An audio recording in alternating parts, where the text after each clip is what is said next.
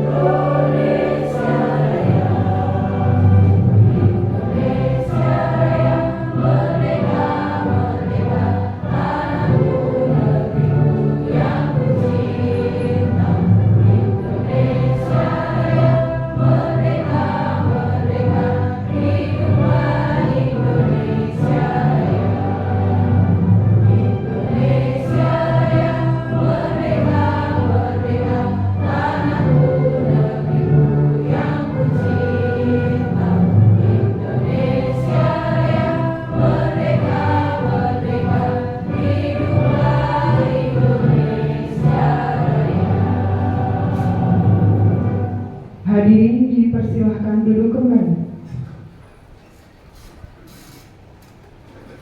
Merikat acara selanjutnya yaitu sambutan Kepala Sekolah kepada Ibu Nur Fadilah SPDMM. Kami persilahkan. Assalamualaikum warahmatullahi wabarakatuh. Selamat pagi dan salam sejahtera buat kita semua. Yang saya hormati Bapak Ibu Guru yang hebat, wabil khusus rekan kami Bu Jamilah MPD selaku calon guru penggerak yang akan menjadi guru penggerak. Alhamdulillah wa syukurillah, pada pagi hari ini kita berkumpul kembali hadir di sini untuk satu kegiatan, yaitu kegiatan calon guru penggerak yang kesekian kalinya. Pada hari ini saya akan menyampaikan beberapa hal terkait dengan calon guru penggerak. Bapak Ibu, rekan-rekan guru sekalian, tentunya kita sudah mengetahui bahwa saat ini memang dicanangkan guru harus mendaftar menjadi calon guru penggerak. Mengapa? Karena itu ke depan mereka-mereka lah yang akan memimpin nanti ya, menjadi pemimpin pembelajaran yang hebat. Tentunya dalam latihan dan kependidikannya selama beberapa bulan ke depan banyak ilmu yang didapat. Ilmu yang didapat itu pastinya berhubungan untuk kemajuan sekolah kita. Nah, ini rekan kita Bu Jamila, beliau mendapatkan ilmu dari instruktur yang ternama dan beliau juga harus mengimplementasikan kepada rekan sejawat, ya, termasuk Bapak Ibu semua. Karena ilmu itu akan bermanfaat bila dibagi-bagi. Jadi tidak istilahnya pintar sendiri, tapi berbagi dengan yang lain. Karena efeknya atau manfaatnya pasti untuk kemajuan sekolah. Oke. Pada hari ini, Bapak Ibu rekan pendidik yang saya banggakan, Bu Jamila akan mendiseminasikan mengenai modul 1.4, yaitu budaya positif. Seperti kita ketahui, budaya itu kebiasaan gitu ya, kebiasaan yang positif. Bagaimana sih menerapkan kepada peserta didik untuk bisa berkebiasaan atau berperilaku yang positif? Nah, kita mengajarkan, kita mendidik mereka ke arah positifnya, ya. Nah, pastinya tidak lepas dari itu semua, ada juga perilaku anak yang negatif. Nah, bagaimana cara mengatasinya? Ini tugas daripada pendidik semua, kita bersama di sini ya. Paling tidak ini ada satu strategi khusus ya. Ini di sini kita pelajari bersama, ada yang namanya segitiga restitusi. Nah, ini untuk memotivasi anak, meyakinkan anak ya, mencegah juga dengan perbuatan-perbuatan ke arah negatif. Ya, nanti kita akan pelajari bersama. Jadi strategi ini biasanya diterapkan di sekolah itu kan ada satu hukuman dan ada juga satu reward. Jadi tidak hanya hukuman toh, tapi ada hadiah ya bagi yang tidak melakukannya atau bagi yang punya prestasi atau kelebihan kita bisa memberi penguatan seperti reward. Nah, kalau hukuman tentunya tidak usah menggunakan hukuman fisik, yaitu lebih kepada hukuman yang berupa edukasi atau pembelajaran. Nah, baik Bapak Ibu sekalian, nanti kita akan ikuti bersama diseminasi dari Bu Jamila mengenai budaya positif itu seperti apa, segitiga restitusi itu bagaimana. Ya, kita ikuti bersama. Saya selaku kepala sekolah tentunya mendukung kegiatan ini. Mari kita maju bersama dan bersama untuk maju. Sekian dari saya, terima kasih. Wabillahi taufiq wal hidayah. Assalamualaikum warahmatullahi wabarakatuh. Terima kasih kami ucapkan. Meningkat acara selanjutnya yaitu acara utama dari rangkaian acara kami pada hari ini, yaitu diseminasi modul 1.4 budaya positif oleh calon guru penggerak AG Ibu Jamila SPD MM. Kepada beliau kami persilahkan.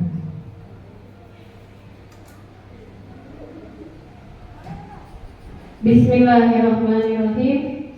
Assalamualaikum warahmatullahi wabarakatuh. Yang terhormat Ibu Kepala Sekolah SDN Penggilingan 01 Pagi, Ibu Nur Fadila SPD MM. Yang terhormat Wakil Kepala Sekolah Bidang Kesiswaan, Ibu Deswita SPD. Yang terhormat teman-teman semua Dewan Guru dan seluruh stakeholder SDN Penggilingan 01 Pagi yang saya hormati. Sebelumnya, marilah kita sama-sama mengucapkan puji syukur kehadirat Allah Subhanahu wa Ta'ala, di mana kita sudah diberikan kesehatan, nikmat iman dan Islam, sehingga kita bisa berkumpul di tempat yang sangat sederhana ini untuk saya mendiseminasikan modul 1.4 budaya positif.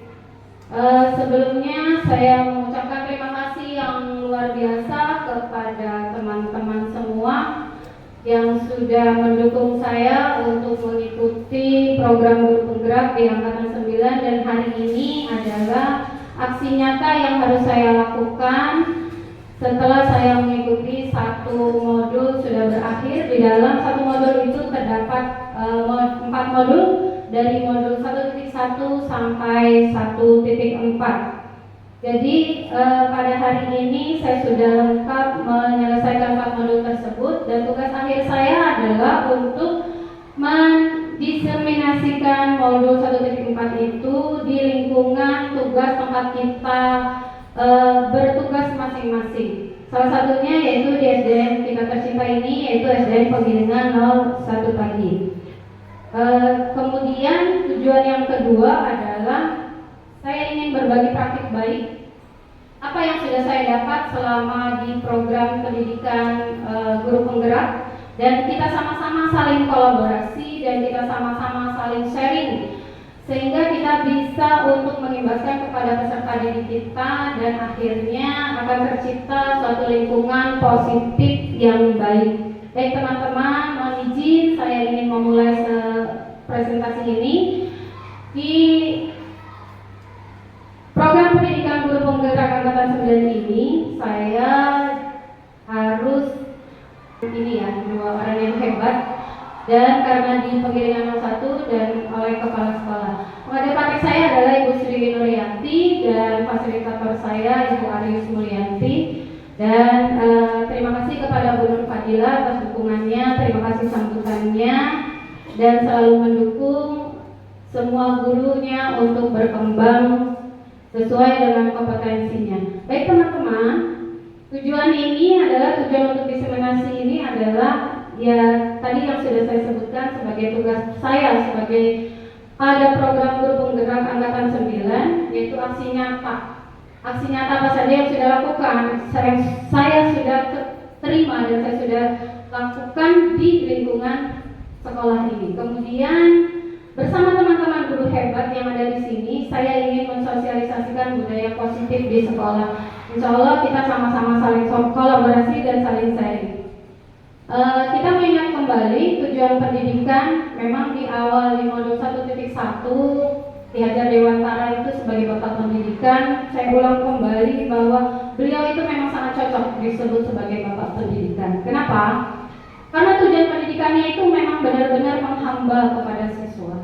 Memang benar-benar kita harus semuanya untuk siswa. Karena tujuan pendidikan menurut beliau adalah menuntun segala kodrat yang ada pada anak-anak agar mereka dapat mencapai keselamatan dan kebahagiaan yang setinggi-tingginya, baik sebagai seorang manusia ataupun warga masyarakat.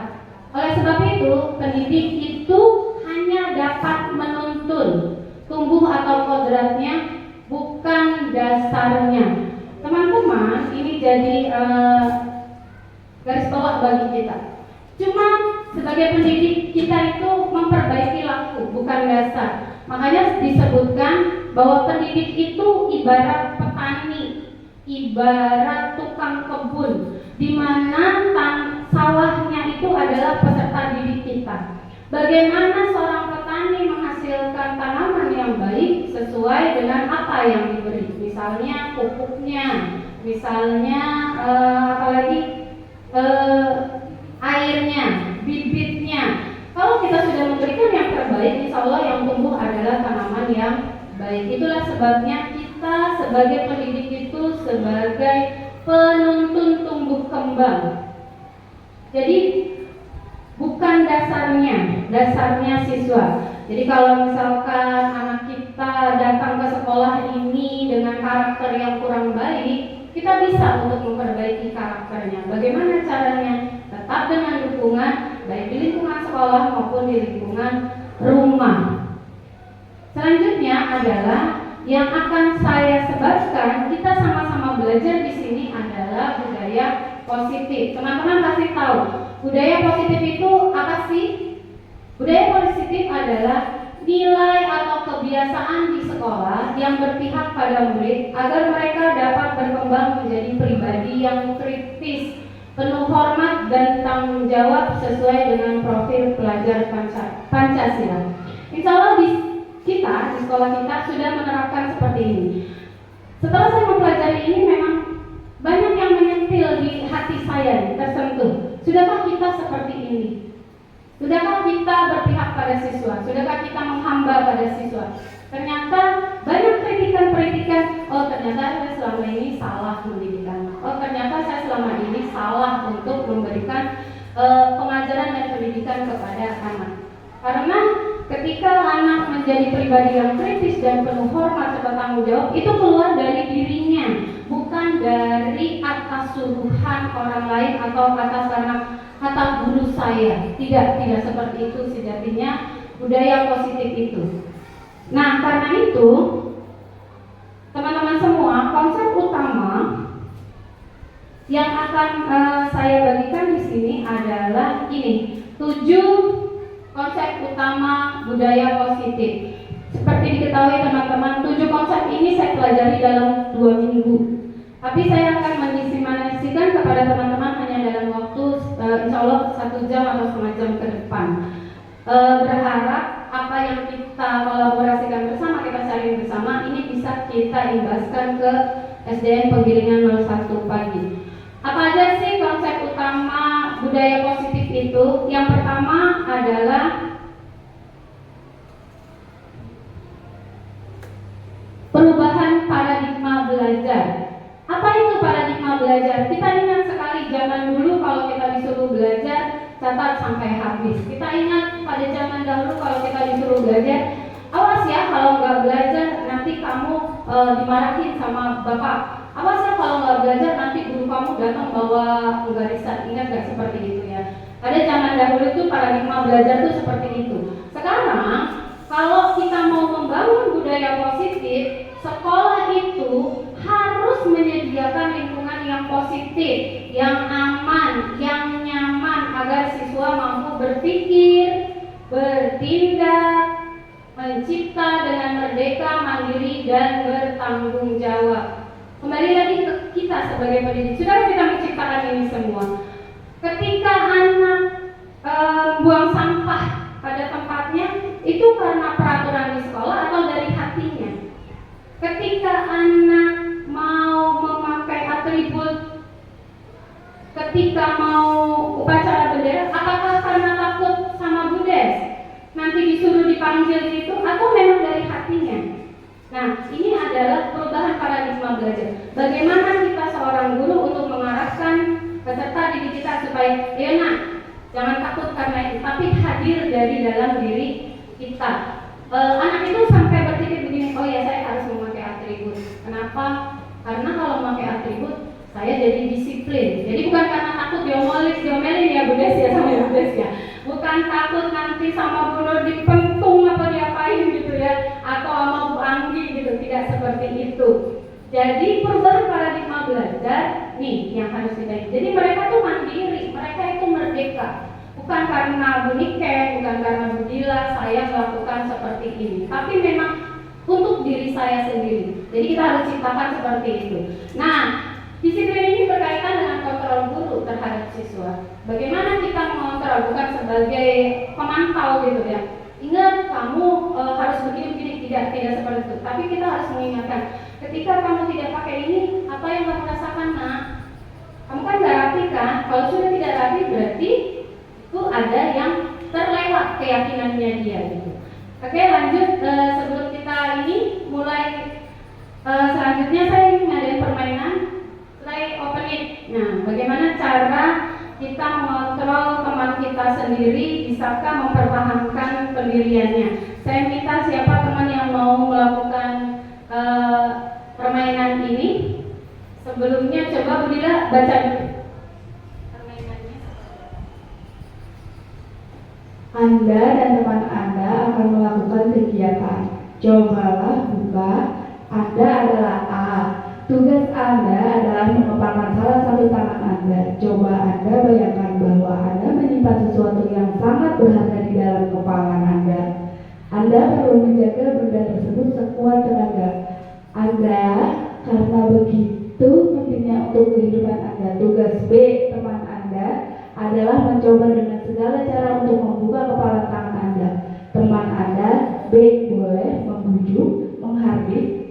mengintimidasi, memarahi, menggoda, menggelitik, bahkan boleh menawari Anda uang agar Anda bersedia membuka kepala tangan Anda. Oke, jadi seperti itu permainannya ya.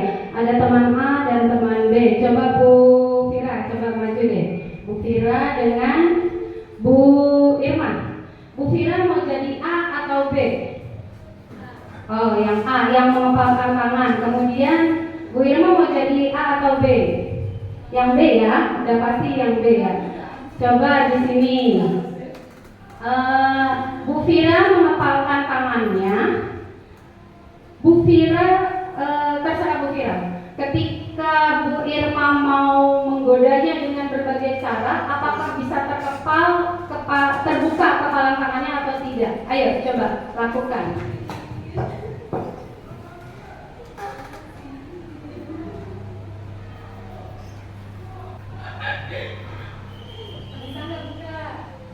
Ayo buka dulu. Sedikit dong. Aku beli es pick. Serius. Sedikit dong. Kan makasih di dalam ini. Sampai aku nggak boleh lihat, terus kamu nggak mau buka. Ada sesuatu yang berharga. Logam mulia. Yang berbentuk apa nih kira-kira logam mulianya, sampai saya nggak boleh lihat, sampai Ibu Fira nggak mau buka sedikit pun. Bu Fira, Bu Irma tahu itu uang? Nggak tahu. Barang berharganya kan nggak tahu. Sekarang Bu Fira apakah mau membuka kepala tangannya atau tidak? No. Tetap nggak mau nih. Kalau dikasih uang sama Bu Irma mau di atas 100 juta boleh nggak? Berarti tetap saja Bu Fira akan melakukan buka tangan kalau ada uang di atas 100 juta. Nah, oke, terima kasih Bu Fira dan Bu Irma. Dari sini, dari percobaan tadi membuka tangan, ternyata apa yang menjadi hatinya Bu Fira untuk tetap mengepalkan tangannya itu tergoyah dengan uang. Nah, itulah kontrol diri. Jika kita memang diiming-imingi hadiah, pasti akan goyah. Balik lagi ke kita sebagai pendidik. Ketika kita sebagai pendidik memberikan sesuatu kepada siswa, akhirnya siswa pasti akan melakukan hal yang sama seperti itu. Jadi ada dua kemungkinan. Pertama, dia tidak akan membuka kepala tangannya karena memang prinsipnya kuat.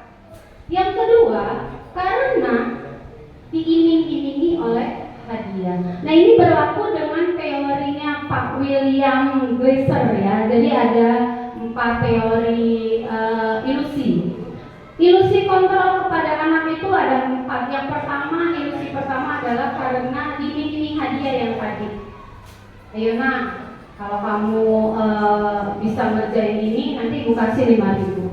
Ayo nak, kalau kamu bisa menjawab soal ini, kamu boleh istirahat duluan. Seperti itu adalah ilusi kontrol. Sebenarnya anak itu malas mengerjakan, tapi karena ada iming-iming, akhirnya jadi mau. Ilusi yang kedua adalah ilusi karena penguatan karakter, sehingga dia bisa membentuk karakternya yang kuat. Misalnya seperti ini, guru tuh bisa jadi penguatan karakter. Duduk diam, kita kan sering gitu ya. Duduk diam. Lalu, ayo kerjakan semua nih. Guru lagi nerangin ya. Kamu dengarkan ya semuanya. Duduk diam, tepuk diam, push katanya gitu. Padahal kita lagi mempengaruhi karakter anak supaya penguatan yang kita lakukan berhasil membentuk karakter. Coba kalau kita habis nerangin, ketika anak kita suruh diam, lalu dikasih soal, anak itu bisa jawab nggak? Bakalan bisa, karena dia sudah takut dengan iming-iming suruh diam. Yang penting saya diam, mau masuk kayak itu pelajaran, mau enggak kayak itu terserah, seperti itu. Nah, itu adalah ilusi kontrol yang kedua. Ilusi kontrol yang ketiga seperti ini. Misalnya ditakut-takuti karena rasa bersalah. Saya rasa bersalah.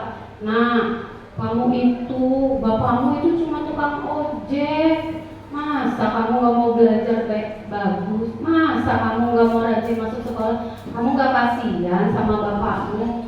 Anak tuh bagaimana perasaannya? Karena ditakut-takuti dengan penguatan karakter seperti itu, akhirnya anak akan berubah ya, karena dibawa tekanan itu ya. Karena jadinya pembelajarannya akan berubah, ya Bu saya akan baik. Tapi kita nggak tahu hati anak tuh seperti apa gitu. Kemudian ilusi kontrol yang keempat itu seperti ini. Takut karena ada orang dewasa yang lebih kuat. Kita sebagai guru ketika menghadapi anak berantem dua, yang satu nangis, yang satu marah-marah, pilihan terakhir kita sebagai guru biasanya ngapain? Ya udah, anggap aja itu permainan. Udah kamu salaman, seperti itu kan? Udah salaman saling maafin.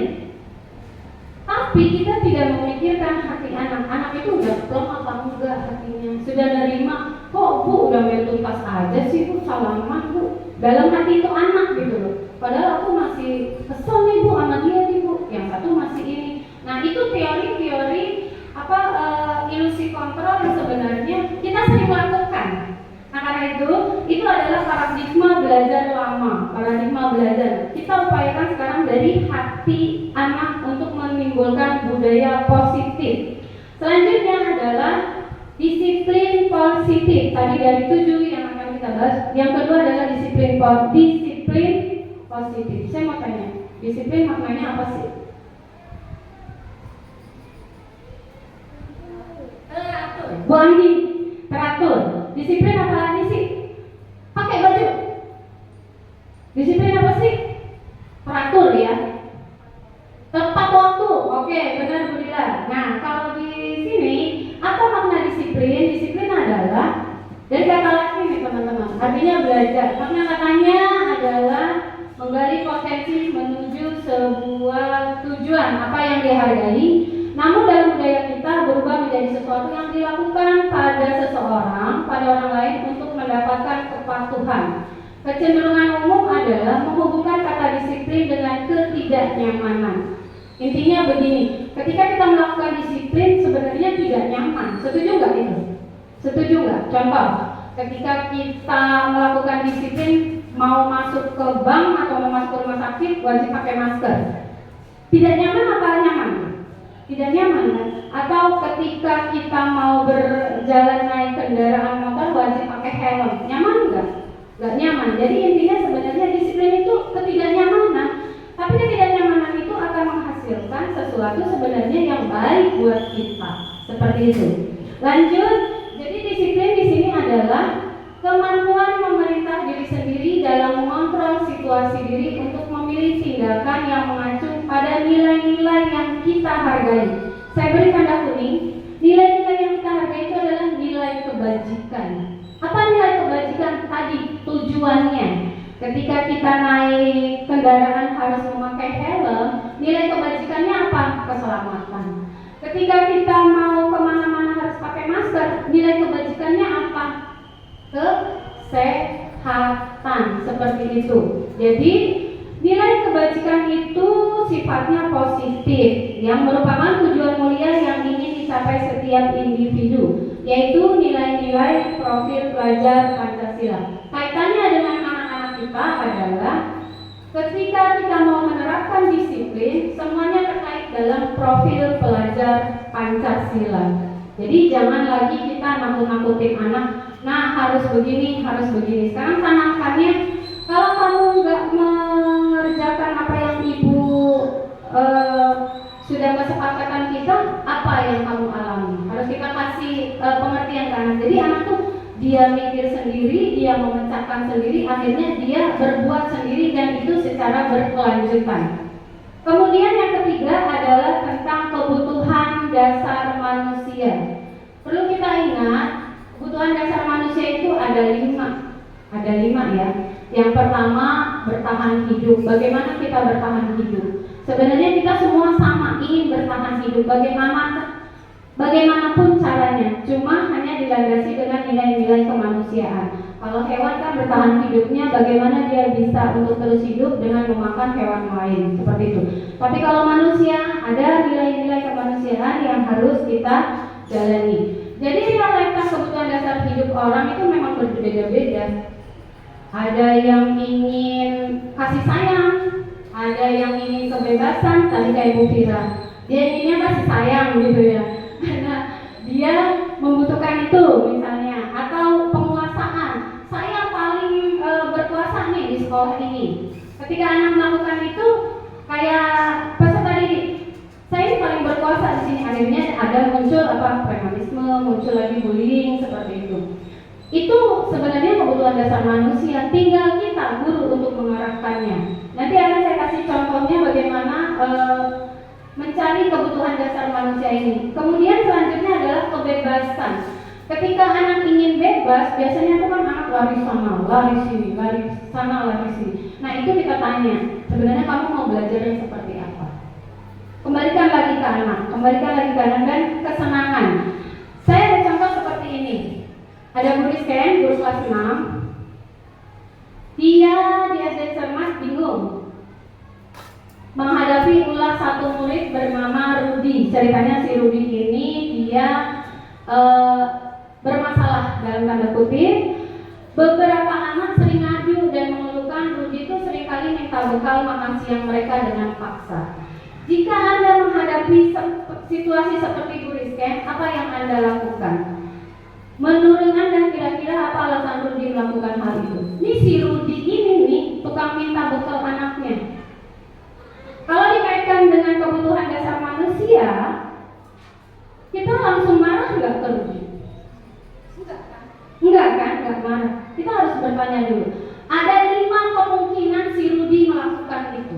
Karena dari prinsip 5 kebutuhan dasar itu. Apa yang dilakukan Rudi? Yang pertama dari bertahan hidup, mungkin orang tuanya nggak bawa makanan nih si Rudi nih, tanya. Oh ternyata memang dia tidak sering dibawain bekal. Nanti treatmentnya berbeda. Ketika melakukan ini, Rudi jawabannya ini, berarti dia bertahan hidup melakukan ini. Kemudian yang kedua, ketika ditanya jawabannya apa? Dia mau caper aja nih ke teman-temannya.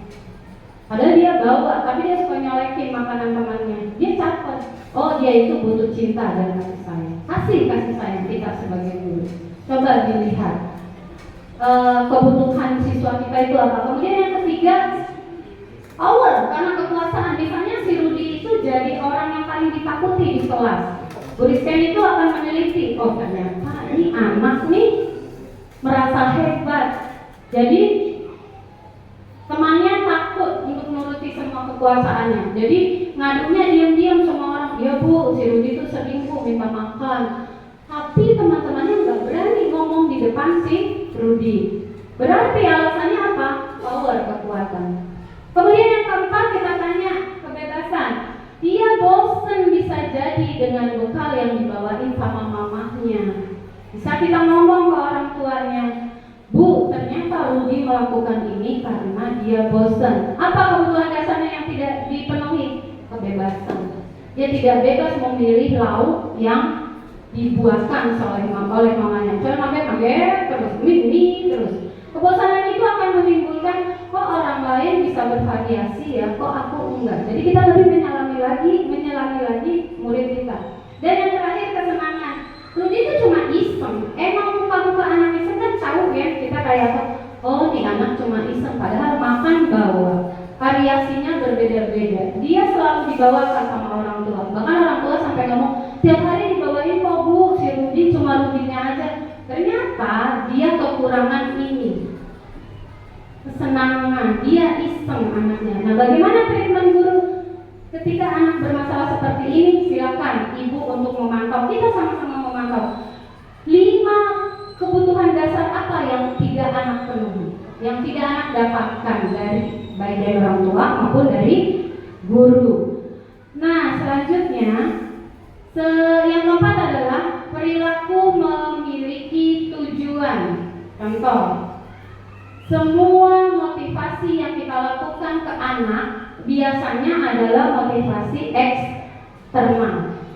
Kalau anak biasanya kalau kita lakukan, apa yang akan terjadi apabila saya tidak melakukannya? Misalnya, anak ketika tidak membawa atribut, tidak memakai atribut sekolah, pasti ketakutan kan, saya harus pakai atribut nih, nanti diomelin sama wakil bidang kesiswaan, disuruh baris di luar. Itu adalah motivasi eksternal, itu paradigma belajar lama. Kita jangan sampai melakukan seperti itu. Kemudian yang kedua adalah imbalan dari orang lain. Ayo kamu kerjakan ini, nanti bu guru kasih uang atau bu guru kasih permen. Itu adalah paradigma belajar. Nanti anak akan melakukan sesuatu karena apa? Hadiah. Tidak ada motivasi yang kita tuju. Sebenarnya yang ini motivasi internal. Dia bisa melakukan segala sesuatu karena ada di dalam dirinya sendiri. Dia bilangnya gini, saya harus bisa mengerjakan matematika itu. Kalau bisa, saya pasti akan menjadi anak yang paling bahagia di kelas ini. Misalnya seperti itu. Bisa nggak kira-kira kita menumbuhkan jiwa anak seperti itu? Bukan karena eksternal. Biasanya kan, ayo yang bisa ngerjain istirahat duluan. Kayak gitu kan kita biasanya. Nah itu adalah, makanya ketika saya mempelajari modul ini banyak sekali paradigma lama yang terpakai kembali oleh kita, dan itu sebenarnya tidak boleh kita lakukan. Baik, kita sekarang saling sharing kita bagaimana untuk mengimbaskan kembali di lingkungan belajar kita. Selanjutnya adalah tentang hukuman dan sanksi atau konsekuen. Nih ada kasus kayak gini. Coba Bu Dila yang baca sekarang Bu Diken.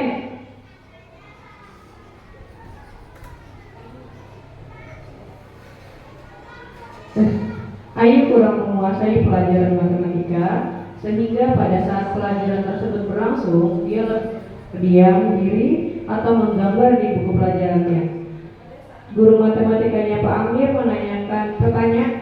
Ayu menjadi gugup dan tak sengaja menjatuhkan bukunya dari kursi, serta tiba-tiba menjadi gagap saat menjawab. Seluruh kelas melihat perilaku Ayu yang bicaranya tergagap dan terkejut itu. Pak Amir saat itu membiarkan teman-teman Ayu menertawakan Ayu yang malu dan malahan minta Ayu untuk maju ke depan dan berdiri sambil menunjuk hidungnya karena tidak bisa menjawab pertanyaan Pak Amir. Kelas makin gaduh, anak-anak pun tertawa melihat Ayu di depan kelas sambil memegang hidungnya. Oke, ini adalah contoh kasus ya. Ketika si Ayu tidak bisa menguasai matematika, Pak Amir malah marah. Berdiri kamu, lalu disuruh ke depan sambil menunjuk hidung. Sekarang pertanyaan saya, apakah Bapak Ibu setuju dengan tindakan Amir? Tidak. Kenapa tidak setuju? Karena termasuk tindakan bully katanya. Oke, karena menghukum secara fisik ya, mempermalukan, sehingga siswa menjadi apa mentalnya? Menjadi down. Seperti ini adalah hukuman ya. Hukuman menurut Anda, hukuman atau konsekuensi? Kalau yang begitu, hukuman atau konsekuensi? Hukuman. Jadi teman-teman, hukuman itu adalah sesuatu yang menyakitkan yang di luar peraturan. Itu hukuman. Contoh, kamu nggak pakai baju sesuai dengan seragam, suruh pulang. Kalau nggak, disuruh keluarganya nganterin baju seragam ke sekolah. Itu di luar peraturan. Atau misalnya tidak pakai sepatu dengan peraturan, disuruh sepatu itu sepanjang hari itu di sekolah. Itu merupakan hukuman. Itu adalah sesuatu yang dilakukan tidak sesuai dengan peraturan. Tapi kalau konsekuensi,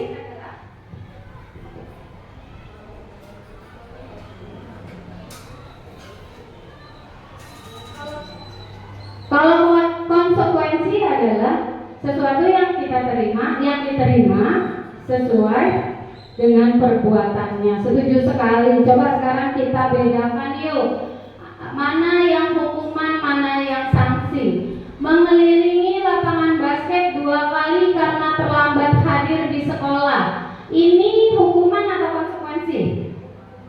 Hukuman. Setuju hukuman? Ya benar ya, hukuman ya. Kita lihat nanti. Kemudian membersihkan coretan yang dibuatnya di meja tulis. Ini hukuman atau konsekuensi? Konsekuensi, karena dia sudah mencoret meja, konsekuensinya harus menghapus. Seperti itu ya. Oke, lanjut. Berjemur di lapangan basket pukul 12 siang karena ngobrol dengan teman. Itu hukuman apa konsekuensi? Hukuman apa konsekuensi? Hukuman. Karena tidak ada di peraturan ya ini ya. Masa kalau siang-siang kalau lagi ngobrol harus dijemur. Sama seperti kalau ribut ketika upacara bendera dia harus hormat bendera. Seperti itu tidak ada di peraturan ya. Jadi kita harus bedakan antara hukuman dan konsekuensi. Kalau yang ini, murid diminta bertelanjang kaki sepanjang hari karena tidak memakai sepatu warna hitam. Hukuman atau konsekuensi? Hukuman atau konsekuensi? Hukuman atau konsekuensi? Diminta bertelanjang kaki. Hukuman atau konsekuensi? Ya, kita jawab hasilnya ya. Jadi tadi kan saya bilang kalau hukuman itu adalah yang tidak ada di peraturan. Yang tidak ada di peraturan itu disebut dengan hukuman. Nah kalau ketika anak datang cuma Bu, saya tuh nggak pakai ini Bu karena buru-buru. Udah kamu buka aja sepatunya, udah nggak usah pakai sepatu sepanjang sekolah. Ada nggak di peraturan sekolah kita seperti itu? Ada nggak? Tidak ada. Berarti ini hukuman atau konsekuensi? Hukuman. Nah ini adalah ininya ya.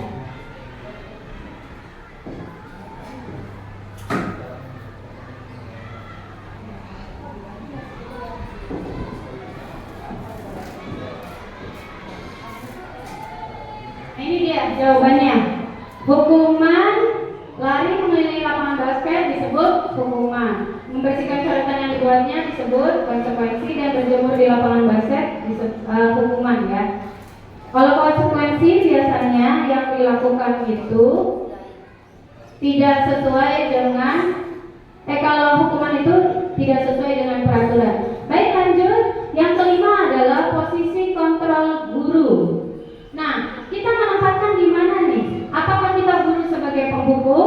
Apakah sebagai pembuat rasa bersalah? Ataukah sebagai teman, sebagai pemantau, atau sebagai manajer? Saya sudah membuat bagan seperti ini. Posisi kontrol. Ketika kita menjadi penghukum, kata-katanya biasanya kayak gini. Awas ya kalau kamu tidak melakukan, nanti kamu rasakan. Seperti itu. Itu benar nggak seperti itu guru? Menjadi penghukum? Tidak ya. Ini adalah identitas yang gagal. Kontrolnya itu dari luar. Jadi anak melakukan sesuatu itu karena ketakutan, karena ada iming-iming hukuman dari guru. Kemudian pembuat rasa bersalah. Pembuat rasa bersalah. Misalnya kayak gini kata-katanya.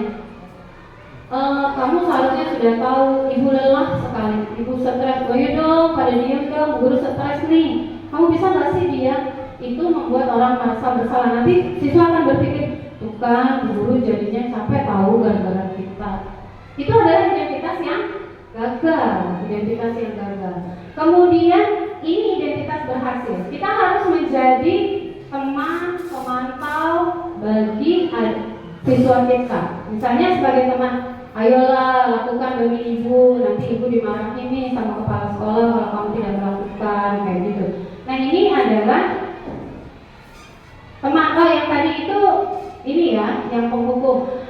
Nah kalau misalnya menjadi teman, murid meletakkan guru sebagai orang penting di dunia berkualitas. Ketika kita di tangan sama guru, ketika kita di tangan sama murid kita, berarti kita sudah memposisikan diri kita sebagai murid, sebagai teman dia.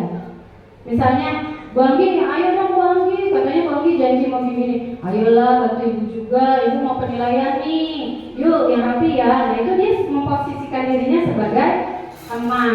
Kemudian pemantau. Ketika ada anak tidak melakukan kewajibannya, melakukan kesalahan, dia hanya sebagai pemantau. Kamu tahu itu salah, misalnya guru seperti itu, ini sebagai guru pemantau nih ya. Kamu melakukan apa? Saya datang terlambat. Kamu tahu nggak peraturannya apa? Iya Bu, tidak boleh datang terlambat. Nah itu tugas guru hanya sebagai pemantau. Beda kalau ini identitas berhasil sukses kita sebagai manajer. Ketika guru sebagai manajer, kita menggali apa permasalahan yang ada pada siswa. Inilah tugas kita sebagai manajer. Apa yang kita yakini, apa yang bisa kamu kerjakan untuk memperbaiki masalah ini? Contoh, anak bercanda di kelas. Anak bercanda di kelas.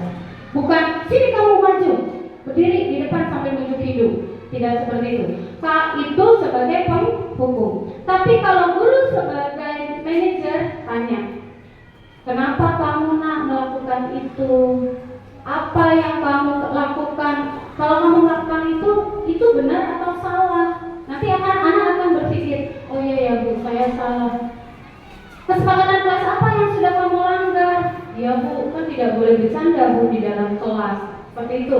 Nah itu kita memposisikan diri sebagai manajer. Ini ada contoh kasusnya seperti ini teman-teman. Ada Bu Dani ketika menjelaskan bahasa Inggris, ternyata Fajar diam-diam saja. Ditanya juga dia tidak mau menjawab. Ditanya dia tidak menjawab, cuma jawabnya nggak tahu Bu, nggak tahu Bu. Seperti itu. Ini kasusnya Fajar. Lanjut. Yang keenam adalah keyakinan kelas. Nah dari segala yang sudah kita utarakan tadi, yang harus kita perhatikan adalah keyakinan kelas. Dari peraturan yang ada, peraturan kelas yang kita buat kesepakatan dengan siswa, maka akan terbit ini keyakinan kelas. Keyakinan kelas apa sih? Nilai-nilai kebajikan atau prinsip universal yang disepakati bersama secara universal lepas dari perbedaan agama. Jadi keyakinan itu bukan anutan atau agama ya, tapi memang nilai dari dalam diri siswa. Siswa itu mau menjalankan sesuatu kebaikan karena memang dari dalam hati dia, bukan karena suruhan atau takut akan peraturan. Itu adalah keyakinan kelas. Jadi keyakinan kelas adalah bersifat lebih abstrak. Saya berharap nih semua warga kelas ikut kontribusi dalam pembuatan keyakinan kelas. Keyakinan kelas itu bukan larangan, bukan aturan. Jadi dia tidak memakai kalimat negatif. Misalnya dilarang buat sampah sembarangan, tidak boleh seperti itu. Dilarang memakai dilarang memakai seragam yang bukan harinya. Itu namanya kalimat larangan atau kalimat negatif. Karena itu, ketika peraturan kelas sudah ada, maka akan muncul apa? Keyakinan kelas. Kalau di kelas sudah mengadakan keyakinan kelas, maka akan muncul lingkungan positif. Di sekolah kita nanti akan memiliki lingkungan positif. Kalau lingkungannya sudah positif, semuanya mengerjakan kebajikan, maka budaya anak yang ada di SD kita akan muncul budaya positif seperti itu. Jadi apa sih perbedaannya peraturan kelas sama keyakinan kelas? Seperti ini teman-teman nih perbedaannya. Kalau peraturan biasanya kita ngomongnya gini, selalu kembalikan buku ke tempatnya. Tapi kalau keyakinan kelas enggak, itu tanggung jawab saya. Ketika saya ambil, saya harus mengembalikan. Itu tanggung jawab saya. Kalau peraturan kelas dilarang mengganggu orang lain. Tapi keyakinan kelasnya apa?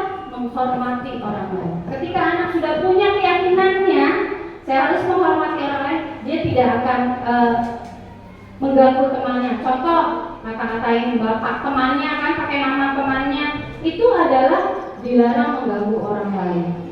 Peraturan hadir di sekolah 15 menit.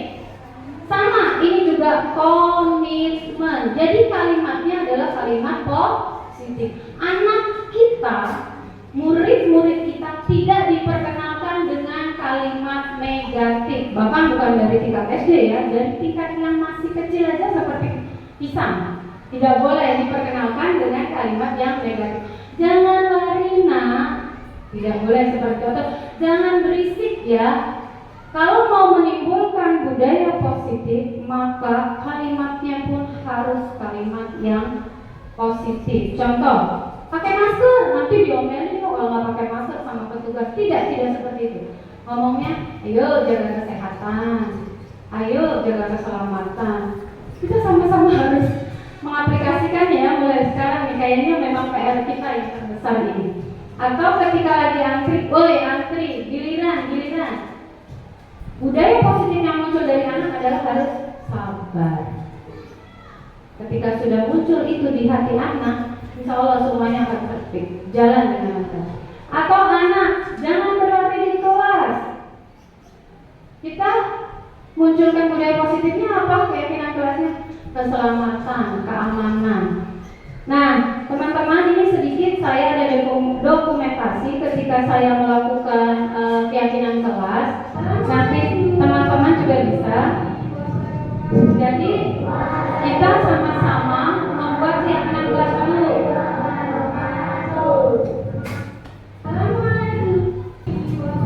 Ketika saya melakukan ini, saya tanya ke anak-anak, peraturan apa yang mau kamu buat? Nah, ini adalah contohnya. Yang dilakukan adalah pertama, kita nanya anak-anak dulu, mau kesepakatan kelasnya seperti apa? Lalu anak diminta untuk memberikan tanggapannya. Kelas idaman apa yang kamu inginkan? Anak dikasih posit sama saya, lalu dibilang, Bu, saya nggak mau anak kelas berisik, saya nggak mau kelas berantakan. Ditulis semua. Lalu anak-anak menempelkan ke papan tulis. Nah, ini adalah hasil yang sudah ditempel sama anak-anak nih. Anak-anak menempelkan. Kemudian kita mengerucutkan hasil keyakinan kelas kita menjadi beberapa bagian. Nah, kalau di kelas saya ada 5 bagian. Nah, ada 5 bagian. Kalau ini 4 ya, ada 4 bagian. Nanti akan jadi kata-kata positif. Nah, dijadikan satu, kemudian dibuat di sini di kelas 10. Anak aja disuruh tulis apa yang sudah kamu dapatkan keyakinan kelasnya, ditulis sama anak. Dari 4 ini ditulis di sini, kemudian ditandatangani oleh seluruh siswa. Siswa menandatangani peraturan keyakinan kelas ini dan mereka pasti akan mentaatinya. Jadi semua tanda tangan siswa. Ini menciptakan keyakinan kelas. Jadi ketika mereka sudah menandatangani, artinya mereka sudah sepakat dengan apa yang mereka buat. Baik teman-teman, ini adalah contoh membuat keyakinan kelas. Dan nanti saya harapkan kita semua membuat ini ya di kelas ya. Nah, yang terakhir adalah segitiga restitusi. Ini restitusi kita. Segitiga restitusi adalah ketika anak melakukan kesalahan, kita berkolaborasi sama siswa mencari solusi masalah mereka itu apa. Lalu membantu murid berpikir tentang seperti apa yang mereka inginkan dan bagaimana mereka harus memperlakukan. Jadi bukan menebus kesalahan ya, tapi dia merupakan sebuah tawaran. Nah, segitiga restitusi seperti ini. Yang pertama, menstabilkan identitas. Ketika anak melakukan kesalahan, jangan langsung bilang kamu salah. Tidak. Harus distabilkan dulu. Oh iya, nggak apa-apa. Semua orang juga pasti pernah melakukan kesalahan. Itu adalah manusiawi. Jadi anak berpikir, oh iya, tidak saya doang yang salah nih. Tapi setelah itu, validasi tindakan yang salah. Tapi Bu Guru tanya, tindakan kamu ini benar atau salah? Salah. Itu kita validasi tindakan dia ketika melakukan kesalahan. Oh, berarti ini bertentangan kan dengan hati kamu? Iya Bu, bertentangan. Apa yang membuat kamu merasa ini salah gitu, bertentangan dengan hati kamu? Ya Bu, karena saya belajarnya mengganggu teman misalnya. Jadi dia menemukan sendiri. Ini maksud dari segitiga restitusi. Dan yang ketiga adalah menanyakan keyakinan. Ketika kamu melakukan kesalahan, nah, kamu harus bagaimana? Ya Bu, saya janji Bu tidak akan mengulangi lagi Bu kayak gini. Ternyata kalau saya begini teman saya terganggu ya Bu. Ternyata kalau saya melakukan ini saya menjadi membuat kelas itu tidak kondusif ya Bu. Oke, kalau kamu tahu itu adalah sebuah kesalahan dan kamu meyakininya tidak sesuai dengan keyakinan kamu, yuk kita sama-sama perbaiki. Ini maksud dari segitiga restitusi. Dan ini ada contohnya teman-teman, saya juga sudah membuat seperti ini ketika salah satu teman anak saya tidak memakai atribut, saya panggil. Ini menstabilkan identitas.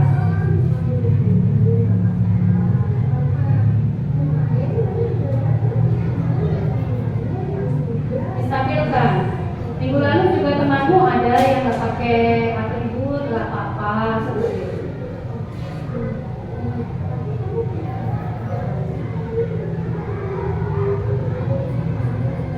Nah, ini validasi tindakan yang salah. Kita tanya, kenapa kamu tidak pakai topi dan dasi? Ternyata Miss kali ini buru-buru karena tadi malamnya dia tidur kemalaman. Jadi kita tahu, oh iya dia buru-buru nggak pakai atribut karena ini gitu. Akhirnya validasi tindakan dia yang salah. Selanjutnya segitiga restitusi yang ketiga adalah kita mempertanyakan keyakinan. Nanyain keyakinan. Apa yang kamu akan lakukan di masa selanjutnya? Saya tidak akan mengulanginya Bu. Ternyata tidak memakai atribut itu menyalahi keyakinan kelas. Oke teman-teman, ini adalah contoh dari penerapan segitiga restitusi di kelas. Jadi saya berharap apa yang sudah saya sampaikan mudah-mudahan bisa diterima sama teman-teman dan mudah-mudahan kita bisa saling sharing, kita bisa saling kolaborasi untuk menerapkan di sekolah kita tercinta. Siap teman-teman? Siap teman-teman? Terima kasih atas dukungannya. Saya yakin ini tidak akan mudah ya. Ini PR bagi kita karena kita mempelajarinya. Saya mempelajarinya 2 minggu dan saya menyebarkannya cuma dalam waktu 1 jam. Itu kayaknya belum bisa. Mudah-mudahan kita bisa saling ini ya Bu ya. Terima kasih dari saya. Yuk kita tergerak. Biar kalau pasti kita sudah tergerak, kita akan terus bergerak. Kemudian kalau kita sudah bergerak, kita pasti akan menggerakkan seluruh komunitas yang ada di lingkungan kita. Terima kasih. Ya baik, sama-sama kita beri tepuk tangan kepada Ibu Jamila. Demikian presentasi tentang budaya positif yang telah dipaparkan oleh Ibu Jamila SPD NPD. Mungkin ada teman-teman yang ingin bertanya, kami persilahkan, boleh teman-teman yang ingin bertanya. Ya baik Ibu Musi, silahkan.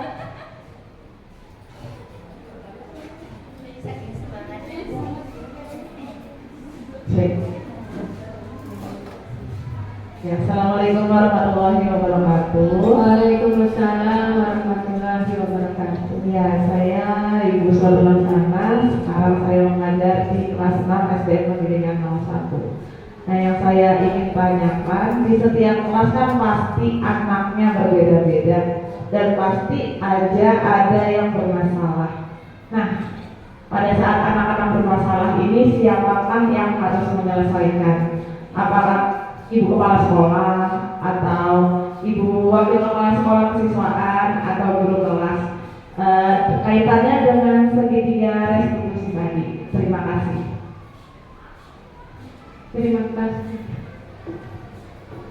Baik, ada teman-teman lagi yang ingin bertanya, boleh ditampung dulu. Oke, Bu Anggi dulu ya. Ya, silakan kepada Bu Anggi. Assalamualaikum warahmatullahi wabarakatuh. Perkenalkan, nama saya Ibu Sanggi Saputri. Saya mengajar di kelas 6C. Saya ingin bertanya tentang posisi kontrol guru Tadi saya mencermati ada guru sebagai pemantau. Yang ingin saya tanyakan adalah guru pemantau dengan restitusi itu apa perbedaannya ya? Itu dari saya. Terima kasih. Wassalamualaikum warahmatullahi wabarakatuh. Waalaikumsalam warahmatullahi wabarakatuh. Ya, pertanyaan selanjutnya yaitu diserahkan kepada Bu Niken. Silakan Bu Niken. Ya, assalamualaikum. Saya Rizky Gifari dan mengajar di kelas 6. Kebetulan tadi di poin terakhir yaitu tentang segitiga restitusi. Saya akan bertanya kepada Ibu Jamila, apakah ketika kita menerapkan restitusi tersebut, ketiga unsur tersebut harus ada semua atau seperti apa? Demikian, terima kasih. Wassalamualaikum warahmatullahi wabarakatuh.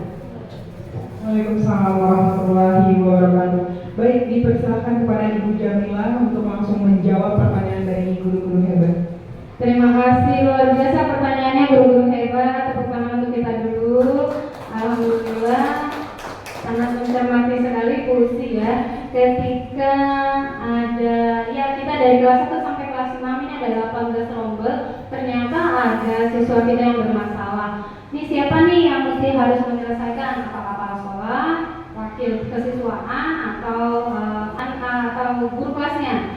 Kalau saya menjawabnya adalah tergantung dari tingkat kesalahannya ya sih. Contoh, misalnya ketika dia tidak memakai atribut, dia kan tidak mentaati peraturan sekolah, yaitu tidak memakai atribut ketika upacara, maka di situ pihak wakil kepala sekolah bidang kesiswaan harus menangani hal tersebut. Tapi kalau di dalam skala kecil, misalnya di kelas, anak itu bercanda atau saling biasalah kalau anak-anak kelas yang SD ya, saling sentuhan, lalu dia jatuh. Nah itu skalanya yang menyelesaikan adalah masih skala guru yang bertanggung jawab terhadap kelas itu. Kalau misalkan di kelas 6 berarti guru kelas 6 itu gitu. Kalau misalkan di SD di kelas 1 ya berarti wali kelas 1. Kapan ke kepala sekolah untuk menyelesaikan? Ketika kasus itu sudah bersinggungan lebih luas lagi, misalnya anak tidak terima ketika pulang ada bekas memar atau apa, kemudian orang tua ikut campur, lalu skalanya kita panggil bersama dengan orang tua dan dihadapkan kepada kepala sekolah. Jadi tergantung permasalahan yang timbul di sekolah. Jadi kalau menurut saya, kalau guru masih bisa menyelesaikan secara segitiga restitusi tadi, insya Allah permasalahan yang terjadi akan selesai. Bagaimana Bu Sih? Terima kasih. Lanjut, Bu Anggi tadi mengatakan kontrol guru itu salah satunya adalah pemantau. Pemantau itu di yang keempat ya Bu, sebelum menjadi manajer. Kemudian kaitannya dengan restitusi itu memang hampir mirip ya.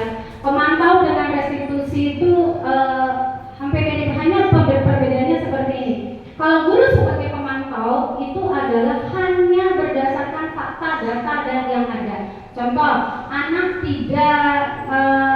datang terlambat ke sekolah. Kalau guru sebagai pemantau hanya ditanya, kenapa kamu terlambat? Kamu tahu peraturannya, hanya menyebutkan peraturan yang ada. Jadi fakta dan data yang ada itu guru sebagai pemantau, tidak lebih dari itu. Ketika dia melakukan kesalahan, ya udah peraturannya apa nih? Oh datang terlambat, sanksinya apa nih? Ya udah seperti itu, sesuai dengan peraturan, data dan fakta yang ada di sekolah itu. Itu guru sebagai pemantau. Beda dengan guru sebagai restitusi. Kita harus menanya tiga segitiga itu, dari stabilitas identitas, kemudian menanyakan validasi kesalahan dan menanyakan keyakinan. Itu tiga-tiganya harus kita tanyakan kalau restitusi. Jadi di luar peraturan, tanyakan ke hati anak. Nah kalau mau kamu melakukan hal ini bertentangan enggak dengan keyakinan kelas kamu? Nah itu fungsi guru sebagai restitusi. Jadi perbedaannya jelas ya. Kalau pemantau udah sesuai dengan peraturan. Tapi kalau restitusi menggali lebih dalam lagi tentang kesalahan anak. Kemudian dari Bu Rizken hebat tentang ketika restitusi dilaksanakan itu apakah ketiga unsurnya harus ada? Namanya segitiga segitiga restitusi Ibu. Segitiga restitusi itu dari stabilitas, lalu validitas, dan menanyakan keyakinan, itu ketiganya yang harus ada. Apakah ketiganya memang harus ada? Harus ada, tidak mesti dimunculkan. Ketika kita menanyakan yang tersirat pun itu sudah disebut dengan restitusi. Yang penting kita tahu jalur anak untuk menjawab kesalahan-kesalahan berdasarkan hatinya, tapi kita melaksanakan restitusi, berarti kita sudah melaksanakan ketiganya. Jadi tidak mesti muncul dengan kata-kata kita. Yang tersirat pun itu sudah disebut dengan restitusi. Baik, Ibu, terima kasih. Itu jawaban dari saya. Ada Bu Nika mungkin keberatan atau gimana? Baik, terima kasih kepada ibu-ibu guru hebat yang sudah menyayangkan pertanyaan yang luar biasa. Terima kasih juga kepada Ibu Jamila yang sudah menjawab semua pertanyaannya. Demikian acara kita hari ini telah selesai. Saya pribadi selaku pembawa acara mohon maaf apabila ada kesalahan. Mari sama-sama kita tutup acara ini dengan membaca hamdalah. Alhamdulillahirabbil alamin. Wassalamualaikum warahmatullahi wabarakatuh. Terima kasih banyak teman-teman.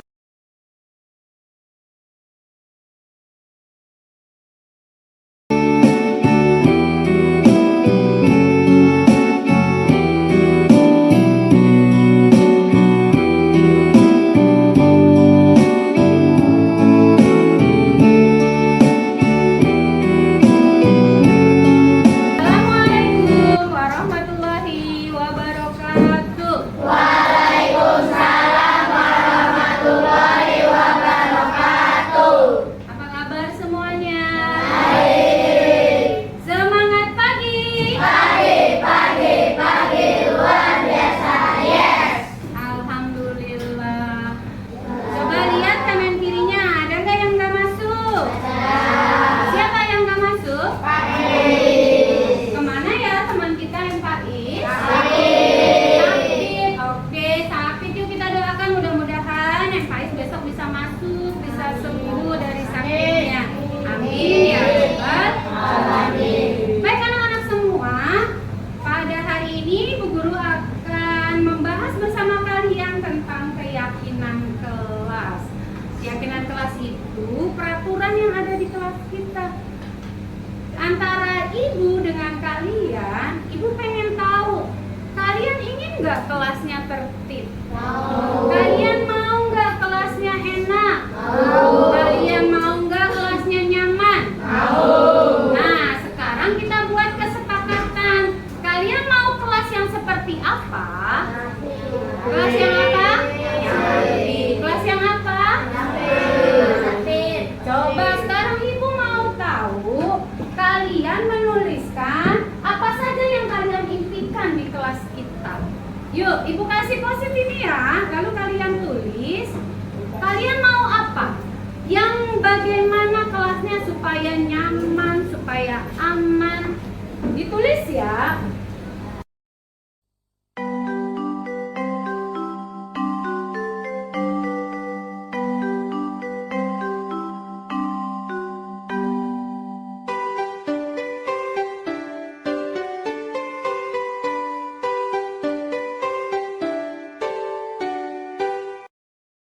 Kalau sudah, tempel di sini sayang. Sini. Kalau sudah papakan tulis yuk, ditempel positnya.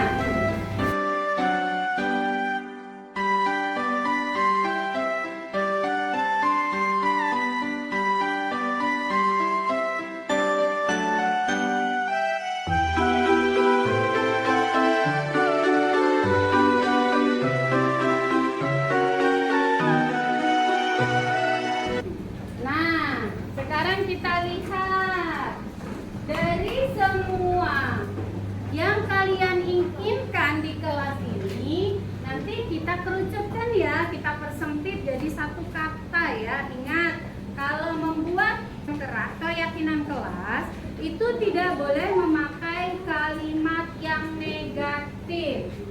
Tidak boleh menggunakan kalimat negatif. pokoknya harus positif. Misalnya kalau kamu lari-lari, jangan bilang jangan lari-lari. Harusnya seperti apa? Jalan saja. Ya, itu namanya kalimat positif. Kalau misalkan jangan nakal, itu kalimat apa? Negatif. Harusnya bagaimana? Jadi anak yang baik. Oke, itu namanya kalimat positif. Sekarang kita lihat dan kita gabung ya. Lihat, tidak berisik di dalam kelas, dilarang buang sampah sembarangan. Saya ingin kelas kita bersih dan tertib. Ingin kelas bersih. Ayo kita gabung ya. Kelas bersih dan tertib digabung. Ini juga nih ada kelas bersih dan tertib. Tidak ada pertengkaran. Ya benar-benar. Tidak berteriak-teriak. Hebat. Ini jadi satu.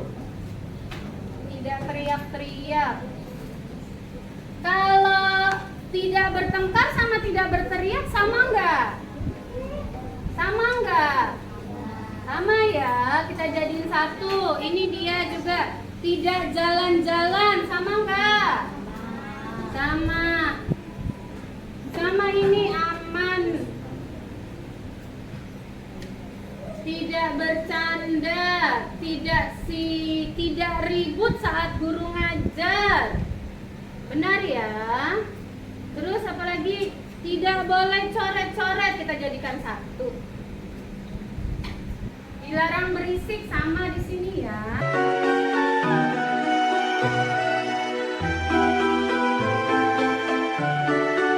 Ada berapa yang ibu kelompokkan? Ada berapa? 1, 2, 3. Ini tidak coret-coret. Masuk kemana nih ya? Nih di sini tidak coret-coret. Jadi anak baik, benar. Tidak teriak-teriak. Nah ini dia. Oke, dari keempat ini, yuk kita simpulkan bareng-bareng memakai kalimat positif. Satu kata positif atau beberapa kata positif. Coba, kalau dilarang buang sampah, kelasnya bersih, kelas bersih, kelas bersih. Apalagi nih, ingin kelas yang bersih. Kalimat positifnya apa sayang? Menjaga kebersihan. Oh iya. Menjaga kebersihan.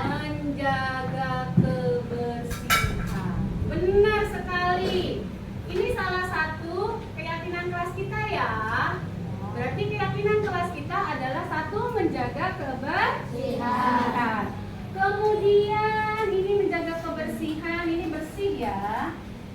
Terus yang kedua, tidak berisik, tidak berteriak-teriak, tidak jalan-jalan, dilarang berisik, menginginkan kelas yang damai. Kalimat positifnya apa sayang? Kalau nggak berisik, apa? Tertib, pinter. Ini tertib. Berarti keyakinan kelas yang kedua apa sayang? Tertib.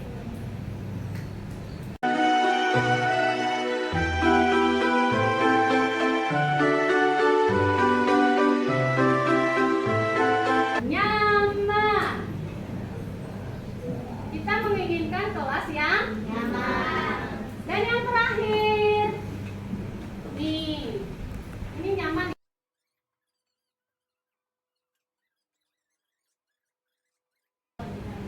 Katanya tidak boleh ada bully nih di sini nih. Tidak boleh menyakiti teman. Apa berarti kalimat positifnya? Tidak memakai kalimat negatif. Saling apa? Saling berteman. Saling menyayangi. Menyayangi. Terus apa lagi? Bertolong. Saling tolong menolong. Benar. Apa lagi? Toleransi. Benar. Berarti kita kerucutkan jadi satu. Berarti apa? Menghargai. Mau menghargai apa toleransi kalimatnya? Toleransi. Oke.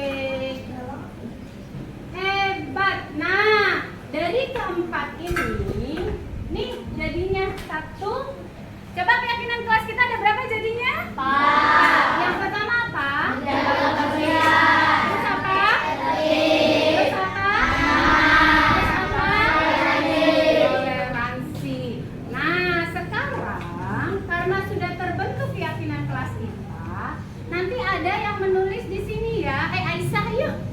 Anak pintar yuk sini.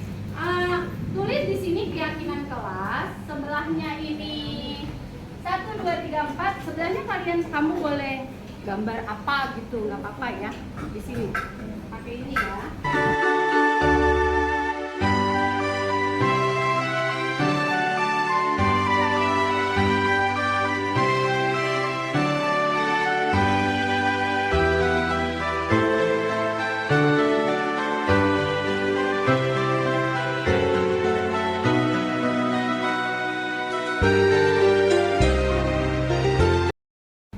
Ayo, siapkan pensil pulpennya. Tanda tangan saja.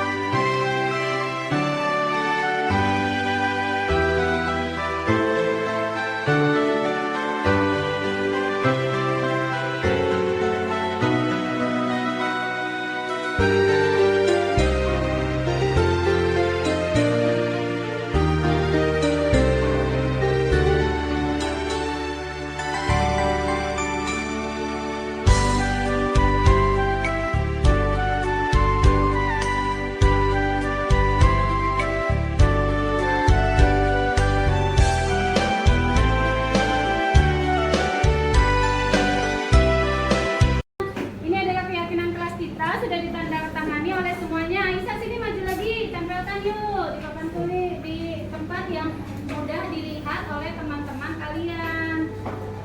Di mana ditempelnya? Di sini, di lemari kayaknya.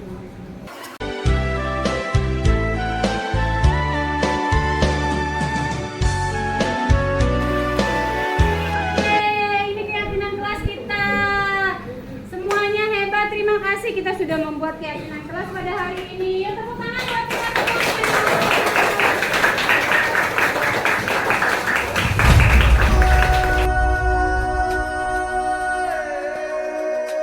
Assalamualaikum warahmatullahi wabarakatuh. Perkenalkan, nama saya Nikita Aprilia dari kelas 6A. Tadi saya dan teman-teman membuat keyakinan kelas bersama. Hasilnya kami sangat senang. Semoga kami dapat menjalankannya dengan baik. Terima kasih Bu Guru. Wassalamualaikum warahmatullahi wabarakatuh. Assalamualaikum warahmatullahi wabarakatuh. Perkenalkan, saya Ibu Rizka Karisma SPD. Biasa dipanggil Ibu Rizka. Saya wali kelas 3B dari SDN Penggilingan 01. Hari ini saya akan memberikan umpan balik dari sosialisasi Ibu Jamila mengenai diseminasi modul 1.4 budaya positif. Terima kasih atas Ibu Jamila yang telah memaparkan presentasinya mengenai budaya positif terhadap rekan-rekan guru di Sekolah SDN Penggilingan 01. Terima kasih juga atas semua ilmu yang telah diberikan. Semoga kami rekan-rekan guru dapat menerapkan bersama-sama terhadap sekolah kami. Tetap semangat dan juga selalu sukses untuk Ibu Jamila. Terima kasih saya ucapkan. Wassalamualaikum warahmatullahi wabarakatuh.